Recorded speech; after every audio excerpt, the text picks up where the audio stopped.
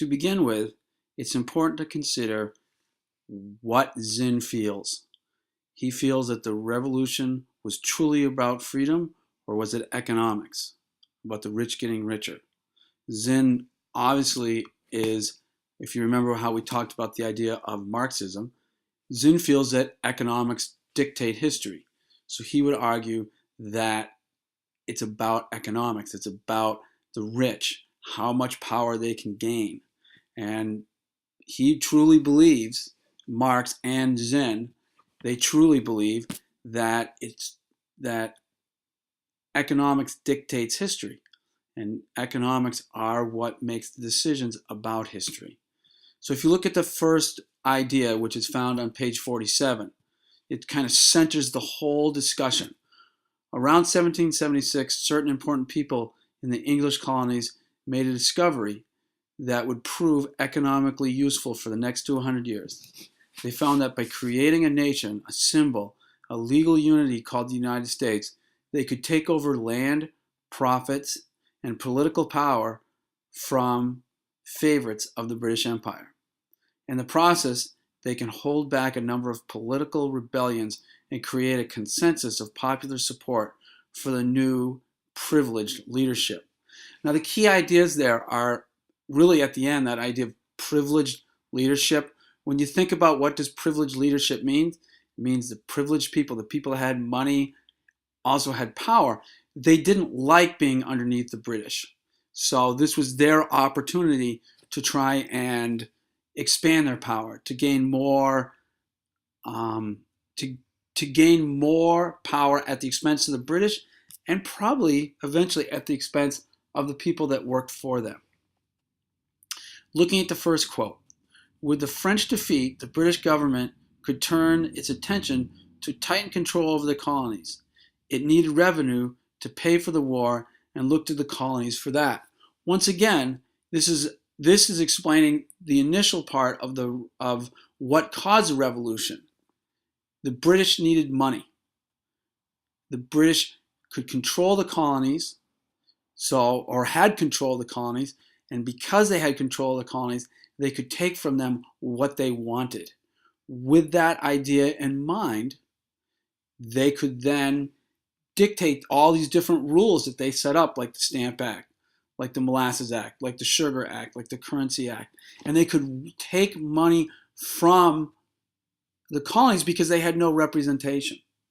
And that clearly demonstrates the concept of money or power allows you to gain money. The next quote to consider, page 49, excuse me, we have a forecast of the long history of American politics, the mobilization of lower class energy by upper class politicians for their own purposes. We spoke about this already, and how throughout American history, this is going to be what happens. When the upper class feel like they've been wronged, excuse me, when the upper class feel like they've been wronged, they can very simply stir up the lower class to fight their battles. And if you remember, the example we talked about in class was, a more modern example was the Vietnam War, where it was fought by the poorer people. That brings us to the next quote, found on page 53. The officers and committee members of the Sons of Liberty were drawn almost entirely from the middle and upper classes of colonial society. Their aim, however, was to broaden their organization to develop a mass base of wage earners. So who does the fighting? Initially, the fighting is through words. Who has the time to fight with words? The upper class. So that they're able to get through readings, through pamphlets, by reading the Enlightenment thinkers, by reading Thomas Paine, by reading about all of the ideas that are being generated. They're able to get people stirred up, and then that translates down into the lower class, and they're able to get the lower class stirred up as well. And with that idea in mind, they're able to project out and try and move this revolution forward. That's why they wanted a broad base. the more people that they could get to buy, or not necessarily buy into, but to join their cause of liberty, the more chance of success they had. The more success they had, the more chance they would be able to revert back to their proprietary system of colonies where they had total control and they didn't have people meddling into their economic affairs. The final quote.